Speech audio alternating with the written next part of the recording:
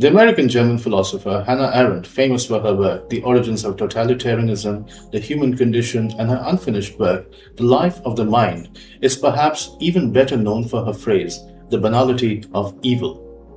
Imagine a man sitting at a typewriter. He is no monster, he wears no horns, and he surely wields no power.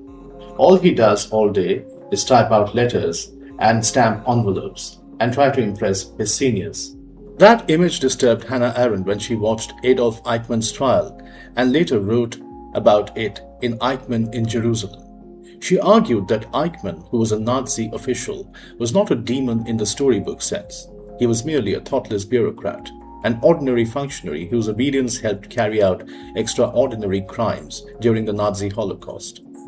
That phrase, the banality of evil, became famous because it captured a modern fear. If a man could help organize mass murder without seeming deeply monstrous, then perhaps modern life itself had begun to produce a new kind of cruelty. Arendt thought the great danger lay in bureaucracy, in systems that turn people into cogs and teach them not to think too hard about what they are doing.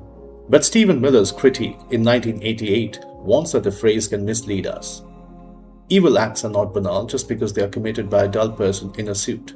The crimes remain monstrous. What is banal, Miller argues, is the language, the habits, and the cliches that can surround such acts, not the evil itself.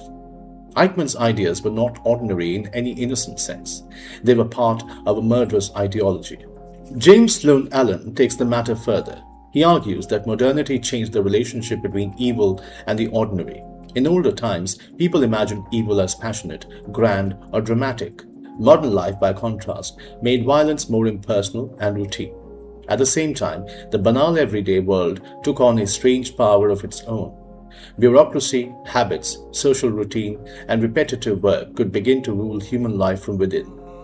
In Allen's view, modern people did not only discover evil in the ordinary, they also discovered that the ordinary itself could become menacing.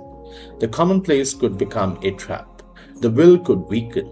People could begin to feel ruled by small repetitive things until they no longer believed they had the strength to resist them. So, the banality of evil is not about a particular Nazi regime.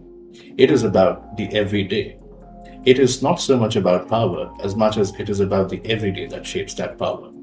When routine and cliches start ruling over our conscience, we can rest assured that banality of evil is close at hand. Sometimes evil does not begin in madness. Sometimes it may very well begin in normality.